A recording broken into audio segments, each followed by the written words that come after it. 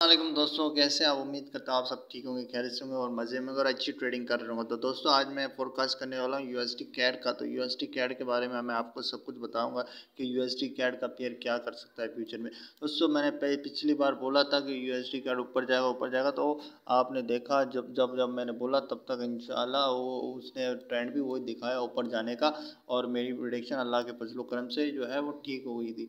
तो आज मैंने तो यूएसडी कैड का जो है वो फोरकास्ट करना है आज। लेकिन यूरो यूएसडी के बारे में मैं बाद में बताऊंगा, ठीक है ना, अगली वीडियो में। तो यूएसडी कैड का दोस्तों आप यहाँ से इसको बाय कर सकते हैं, बिल्कुल एक अच्छी अपॉर्चुनिटी बाय करने की।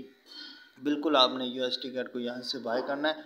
और बस इतना ही था। और बस और मेरे इस वीडियो को दोस्तों आपसे गुजारिश है कि इस वीडियो को लाइक कीजिए ताकि और दोस्तों तक पहुँचे ना।